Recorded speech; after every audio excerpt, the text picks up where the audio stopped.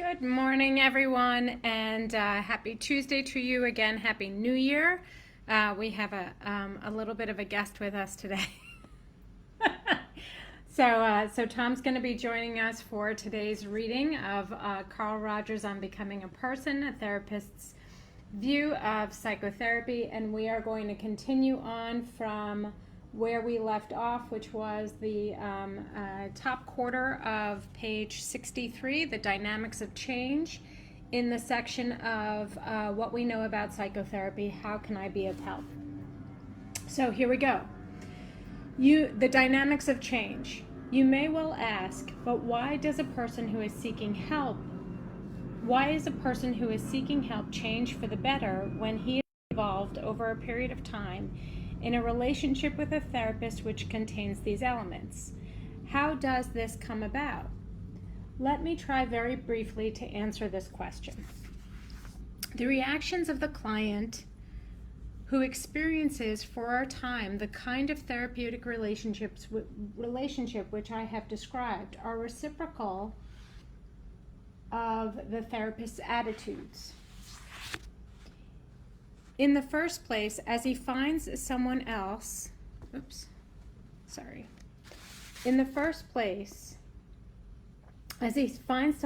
listening expectantly to his feelings, he little by little becomes able to listen to himself.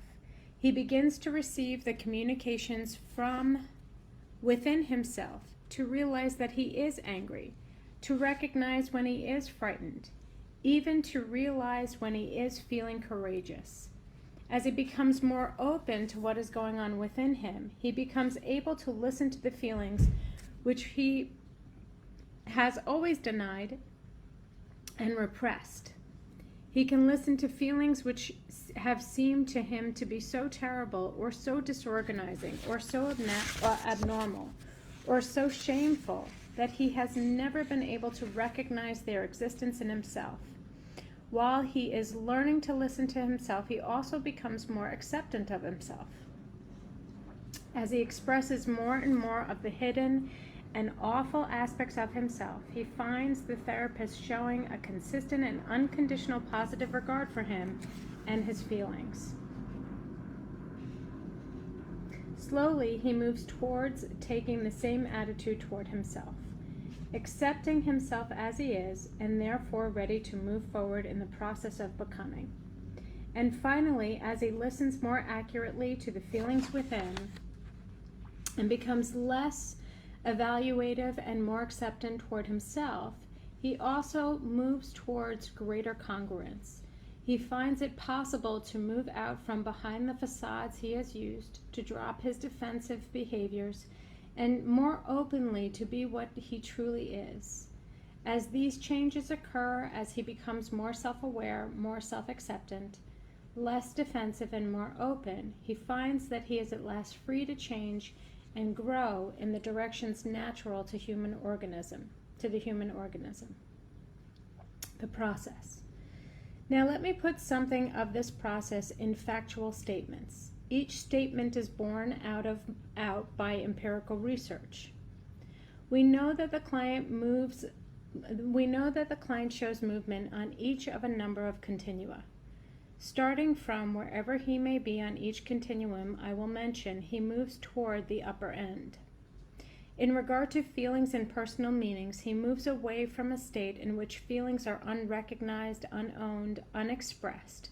He moves toward a flow in which ever-changing feelings are experienced in the moment, knowingly and acceptingly, and may be accurately expressed. The process involves a change in the manner of his experiencing. Initially, he is remote from his experiencing. An example would be the intellectualizing person who talks about himself and his feelings in abstractions, leaving you wondering what is actually going on within him.